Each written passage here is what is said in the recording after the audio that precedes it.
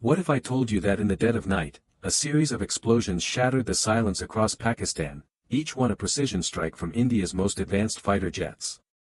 This is not a movie. This is Operation Synindor. This is Operation Synindor, where India launched airstrikes on 9 locations within Pakistan in retaliation for what it alleges was a Pakistan-backed terror assault in Pahalgam that left 26 tourists dead. To respond to this tragedy, India is said to have deployed a range of sophisticated armaments, including the French-manufactured Scalp missile, commonly referred to as Storm Shadow, along with the Hammer, a highly accurate gravity bomb. But here's the catch: Pakistan asserts it brought down 5 Indian aircraft. All the details are unpacked in the video ahead. It began at 1:28 a.m., the moment silence turned into shock. India's warbirds soared through the night with a singular goal: surgical vengeance. Let's now explore the comprehensive timeline of how Operation Synindor progressed. It began with the deployment of India's combat aircraft, notably the French-designed Rafale jets.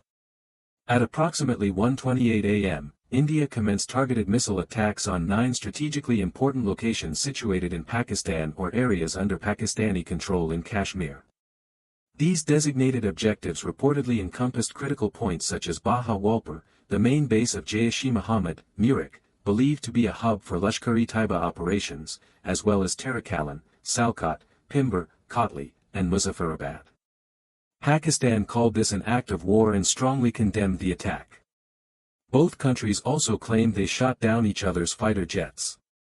Pakistan claimed it downed 5 Indian Dassault jets. Reuters reported at least 3 Indian jets crashed in Jammu and Kashmir. India claimed to have shot down 1 Pakistani JF-17, but Pakistan denied this. This is just the first phase of this new conflict between the two countries, and it happened in just one night. The Indian Air Force deployed Rafale fighters equipped with Scalp cruise missiles and Hammer precision-guided munitions. The entire airborne mission spanned roughly 23 minutes, executed with exceptional synchronization and swiftness. Between 1:28 and 1:51 a.m., multiple intense detonations were reported in various urban areas, accompanied by power blackouts in Baha and Muzaffarabad, amplifying the turmoil and disarray on the ground. The offensive is believed to have been launched primarily from Ambala Air Force Station in Haryana, a principal base for India's Rafale fleet. At around 2 a.m., another squadron of Rafale jets, likely armed with Storm Shadow air-launched cruise missiles, is said to have departed, potentially from Ambala, under strict radio silence. The Rafale, known for its extended range and stealth-compatible design, ascended to a high altitude, maintaining an angled flight trajectory toward the international boundary, carefully avoiding radar detection while remaining within Indian sovereign airspace. Approximately 100 to 120 kilometers from the Indo-Pak frontier, the Scalp missiles were launched toward pre-designated coordinates deep within Pakistan's territory, reportedly striking facilities linked to cross-border militant operations. Thanks to the Scalp's range exceeding 500 kilometers, the French-origin Rafales had no need to breach Pakistani airspace. The missile likely navigated at low altitudes, employing terrain-following guidance systems to bypass enemy radar and deliver precise impact on the intended targets. At the same time, a second wave of Rafale fighters, equipped with Hammer bombs, a highly maneuverable, modular, extended-range munition, was dispatched for tactical airstrikes on forward enemy positions near the line of control. These aircraft, believed to have taken off either from Ambala Air Base or advance operational runways in Jammu, released the Hammer munitions from a standoff distance of roughly 50 to 70 kilometers, striking bunkers and movement routes in areas such as Kotli and Bimber. These precision-guided bombs are designed to breach reinforced structures, and were likely used to disable fortified hideouts suspected of sheltering militant operatives or arms depots.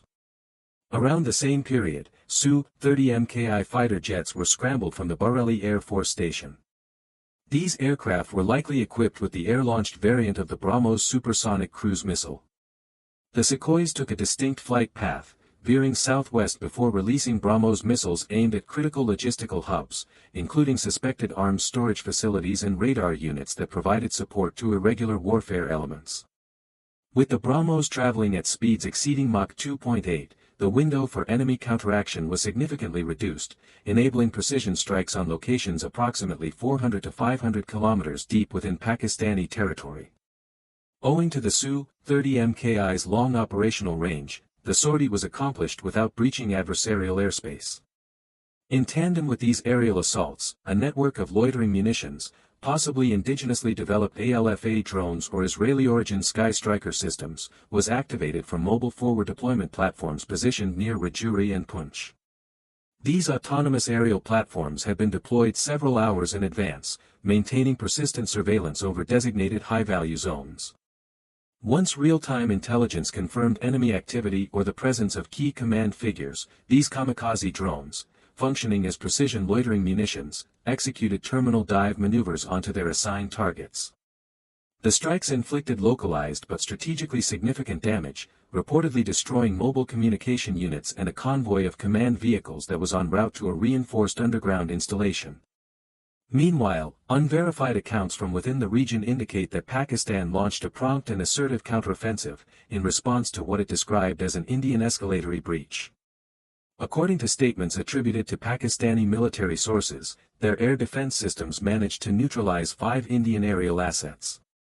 The targeted aircraft allegedly included 3 Dassault Rafale multi-role fighters, 1 Sukhoi Su-30 MKI, a Mikoyan MiG-29, and an Israeli-manufactured Heron unmanned aerial vehicle. But before delving deeper into the developing situation, let's briefly examine the functionality and design of the French-origin Storm Shadow missile, a pivotal weapon in this operation. The Storm Shadow, known in France as the Scalp EG, is a stealthy, air-launched cruise missile designed for deep strike missions.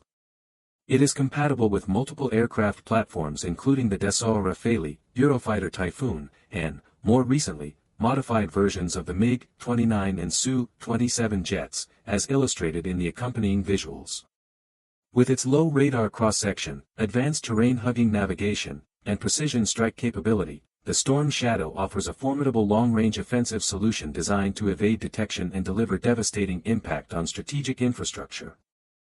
To better grasp the size and sophistication of the Storm Shadow missile, it's helpful to compare it to a person, and even more revealing to compare it against other global cruise missiles, such as the American AGM-158 JASSM or the Russian Kh-59 Mk2.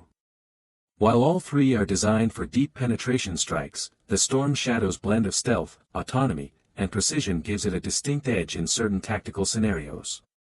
Now, let's break down how the Storm Shadow functions in a step-by-step sequence, as illustrated in the animation provided.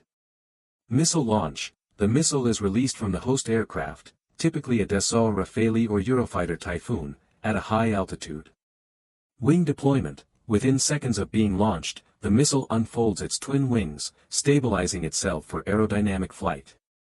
Initial guidance. In its early stage, the missile relies on inertial navigation systems, INS, paired with global positioning system, GPS, data to maintain its course.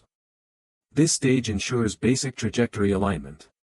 Terrain-hugging flight. The missile then descends to a very low cruising altitude, skimming close to the terrain using terrain-following radar. It maneuvers through valleys and alongside mountain ridges, flying below radar coverage, an essential factor in why Pakistani ground-based radar systems may have failed to detect the incoming missiles. Mid-course navigation. As it advances deeper into hostile territory, the Storm Shadow uses terrain contour matching, TERCM, comparing real-time terrain with preloaded topographic maps, ensuring pinpoint accuracy even without external signals. Final approach. In the terminal phase, the missile employs a high-resolution infrared imaging seeker, IIR, also known as a thermal homing head, to visually scan the target area. Altitude climb. Just before impact, it briefly ascends to a higher altitude, giving the onboard sensors and two-way data link systems a better vantage point for real-time assessment. This enables remote retargeting or abort decisions, even during night operations. Nose cone separation. The nose cone is ejected, exposing the advanced infrared thermographic camera, which then scans the target zone. Target confirmation. Using stored target imagery, the missile autonomously confirms if the visible object matches its pre-programmed target. Final dive. Once confirmation is complete, the missile performs a steep terminal dive, delivering its warhead with surgical precision, aiming to penetrate and destroy hardened structures or critical installations. But to truly understand how this high-stakes conflict erupted, we need to examine the events that set it in motion. According to Indian intelligence sources, Adil Ahmed Thoker, a local who had reportedly returned from Pakistan, played a pivotal role in orchestrating the incursion. Authorities allege that Thoker served as a guide for the armed group that infiltrated Indian territory. Thoker and his militant companions are believed to have crossed into India from Pakistan-occupied Kashmir in October 2024, using the rugged and isolated Pontrajuri sector of the Line of Control, LOC. This particular sector, notorious for its treacherous landscape, has long been exploited for unauthorized crossings due to its dense vegetation, steep ridges, and limited surveillance. Once across the border, the group navigated covertly, slipping through the mountainous terrain and thick forests of Jammu and Kashmir. To avoid detection by Indian forces, they deliberately avoided major roads, instead sticking to remote interior trails and hilly stretches known only to locals or experienced infiltrators. Their stealthy movement continued as they passed through Anantnag, eventually arriving in the popular hill town of Pahalgam, a well-known tourist hub in the region. According to reports, the group emerged from the dense pine forest surrounding Bizaran Meadow, a scenic alpine destination often called the mini Switzerland of Kashmir. In the calm of early morning, when families and vacationers had gathered to enjoy the pristine surroundings, the attackers launched their ambush. Without warning, they opened fire indiscriminately on the unsuspecting tourists, unleashing chaos and bloodshed in one of the region's most serene locations. This tragic assault, which claimed the lives of 26 civilians, became the flashpoint for India's Operation Synindor, the retaliatory strikes that followed in its wake. Let's delve into the chronological breakdown of the assault and understand how the harrowing events unfolded. At approximately 2:25 p.m., survivors recalled hearing the first sudden bursts of automatic gunfire as many tourists were either enjoying picnics or preparing to depart the Bizaran Meadow. A brief but chilling lull followed the initial shots, sowing confusion and escalating fear among the unsuspecting visitors. By around 2:45 p.m., armed insurgents dressed in camouflage gear emerged stealthily from the adjacent forest and unleashed a wave of indiscriminate gunfire into the crowd. Eyewitnesses reported that the attackers were not only methodical but at times deliberately selective, allegedly singling out individuals and asking whether they were Muslim before deciding their fate.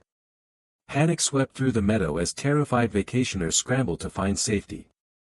Some dove behind wooden fences, others slid down muddy embankments, while a few leapt into shallow pits or concealed themselves under rocks and bushes to escape the hail of bullets.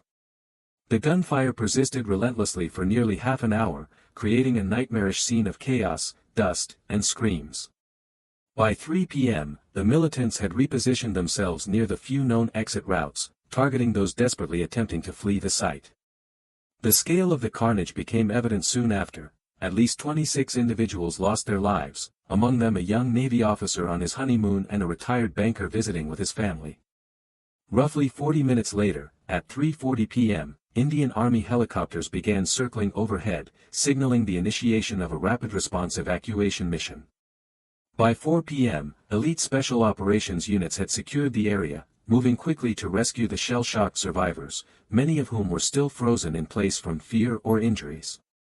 Amid the chaos, however, the assailants once again managed to vanish into the dense wilderness, skillfully evading initial pursuit by Indian security forces.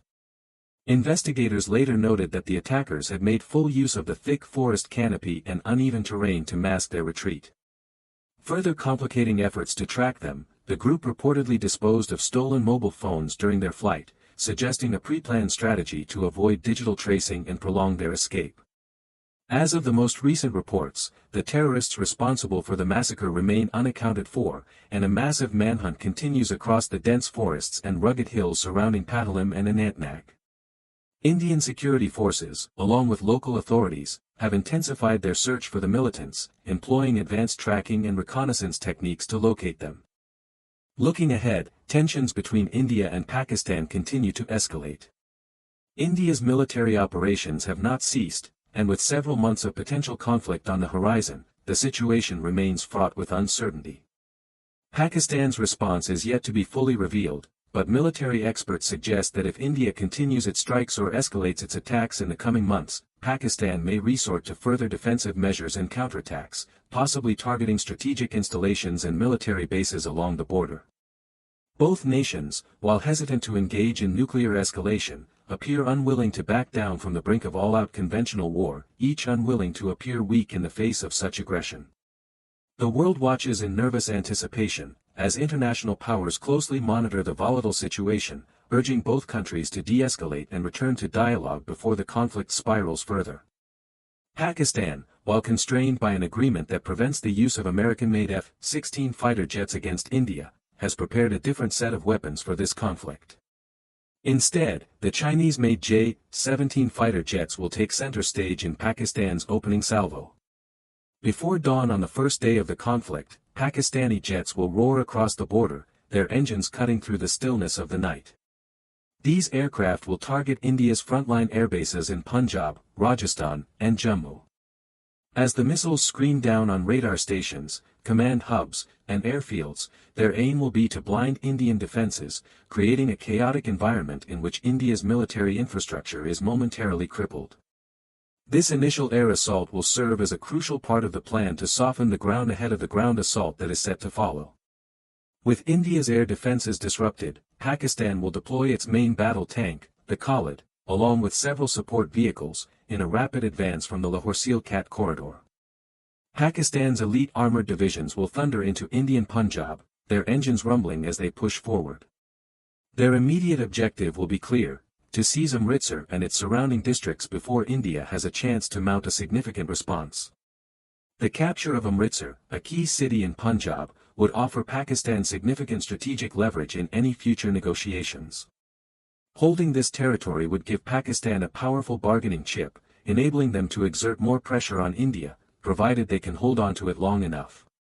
Simultaneously, across the rugged mountains of Kashmir, Pakistani special forces, irregular fighters, and seasoned infiltrators will push across the line of control, lock. These troops, familiar with the treacherous terrain and its challenges, will move swiftly and decisively, infiltrating Indian positions and attempting to destabilize the region further. This multi-pronged assault, air, ground, and special forces, will aim to overwhelm Indian defenses from all directions, creating a situation where India is forced to defend multiple fronts simultaneously. As these forces move deeper into Indian territory, the intensity of the conflict will escalate. Strategic airstrikes, ground attacks, and special forces operations will push both nations further toward open war. With both sides committed to their positions, and with no clear path to de-escalation in sight, the conflict is set to enter a more dangerous and unpredictable phase. The Pakistani mission was far more ambitious than merely securing tactical gains. Their strategic aim was to sever the vital Jam-Srinagar highway, a crucial artery that connected the Kashmir Valley to the rest of India. By cutting this highway, Pakistan hoped to isolate the Kashmir Valley, effectively placing immense logistical pressure on India's ability to reinforce its positions in the region. This would also deepen the humanitarian crisis, as essential supplies and reinforcements would be hindered from reaching the valley. While the Kashmir front remained critical, Pakistani forces in the south also had a secondary mission. They surged into India's Sindh province, advancing toward Hyderabad and Karachi, hoping to draw Indian reserves away from the real focus of their military campaign in the north. By creating the illusion of a broader front, Pakistan aimed to stretch India's forces and create openings for further attacks in the key contested regions. At sea, Pakistan's navy found itself at a distinct disadvantage. Facing the formidable might of India's massive naval fleet, including submarines and aircraft carriers, Pakistan knew a head-on confrontation would be disastrous. Rather than engaging directly, they took a more subversive approach. Pakistan sent its submarines into the dark waters of the Arabian Sea, tasked with laying deadly minefields along India's western coastline, specifically near Mumbai and Gujarat. Their mission wasn't to decisively defeat India's naval superiority but to disrupt and delay India's naval operations. By sowing chaos in these critical shipping lanes, Pakistan hoped to force India to divert resources away from the land-based front lines, thus slowing their military momentum. On the other side of the equation, India's cold start doctrine was already in motion. Designed for rapid, large-scale offensive operations, the doctrine involves coordinated strikes by various branches of India's military, operating as part of unified battle groups. The cold start doctrine was India's response to the growing threat posed by Pakistan's growing nuclear arsenal, emphasizing swift conventional warfare before the situation escalates into a nuclear exchange. As Pakistan's tanks crossed into Indian territory, India's Air Force, with its much larger and more powerful fleet, quickly executed its own battle plans. India's air assets, which included the cutting-edge Rafale fighters, the tried and tested MiG-21s, and the formidable Sukhoi Su-30, were already poised for action. Within minutes of the first Pakistani movements, these aircraft would dive into the battlefield, engaging Pakistan's advancing armored columns head-on. India's fighter bombers, many equipped with advanced targeting systems and precision-guided munitions, launched waves of airstrikes, striking deep into Pakistani-held positions. Shielded by electronic jammers and escorted by interceptors, the Indian aircraft plunged into Pakistani airspace, delivering destructive payloads designed to blunt Pakistan's momentum and create disruptions along key routes. These strikes were designed not only to inflict damage on Pakistan's advancing forces but also to disrupt communication and coordination within their military units, further complicating Pakistan's plans for a rapid land invasion. As the battle raged on, both sides would find themselves locked in a high-intensity conflict, where the air and ground forces coordinated seamlessly to execute fast-paced strikes. India's cold start doctrine demanded swiftness, and the Pakistani defensive posture would soon face the challenge of fighting on multiple fronts, both land and air, as the conflict rapidly escalated into a full-scale war. Meanwhile, the world watched, holding its breath, wondering whether nuclear escalation would become the final act of this devastating confrontation.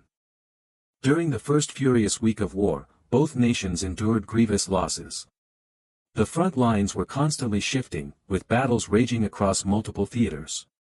From the rugged mountains of Kashmir to the plains of Punjab, the air and ground forces of both sides clashed with relentless ferocity. Each day brought new surprises, and the shock of escalating casualties added a somber gravity to the conflict. However, it quickly became apparent that India's greater military weight, its larger forces, and its deeper reserves were beginning to tilt the balance of power in its favor. The Indian military's industrial power, bolstered by its vast defense infrastructure and well-established supply chains, began to outpace Pakistan's ability to replenish its forces. While Pakistan had been able to inflict significant damage in the early days of the war, India's larger arsenal and massive resources allowed it to absorb the losses and respond with greater intensity. The Indian Air Force began to dominate the skies, achieving air superiority by neutralizing Pakistan's air defense systems and suppressing enemy aircraft with precision-guided strikes. India's Rafale jets, Sukhoi Su-30s, and Mirage 2000s unleashed a torrent of airstrikes, hitting military targets, infrastructure, and command centers deep within Pakistani territory. The sheer scale of these attacks, combined with India's advanced radar systems and surveillance technology, made it increasingly difficult for Pakistan to maintain its momentum in the air. On the ground, India's armored divisions spearheaded counteroffensives, breaking through the Pakistani defenses in Punjab and Rajasthan. The Indian Army's cold start doctrine, emphasizing quick, high-impact strikes, was paying dividends. Pakistani forces, already stretched thin, found it difficult to defend against the speed and precision of Indian maneuver warfare. The Indian tanks, supported by artillery, infantry, and mechanized units, advanced rapidly, recapturing lost territory and pushing deeper into Pakistani-held areas. At the same time, India's naval forces engaged Pakistan's submarines, as both sides sought to control vital maritime routes in the Arabian Sea. Despite Pakistan's efforts to lay minefields and disrupt Indian shipping, India's superior naval assets, including its submarines and aircraft carriers, began to dominate the waters, neutralizing threats and ensuring vital supply lines remained open. However, the war was far from one-sided. Pakistan, despite its smaller military, fought back fiercely, relying on its special forces, irregulars, and asymmetric warfare tactics.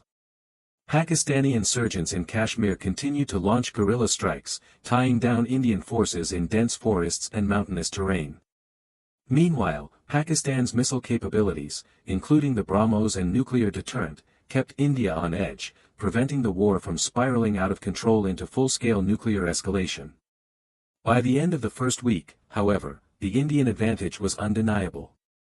India's greater industrial capacity, along with its ability to replenish and reinforce its military quickly, meant that it could sustain operations at a level that Pakistan simply could not match.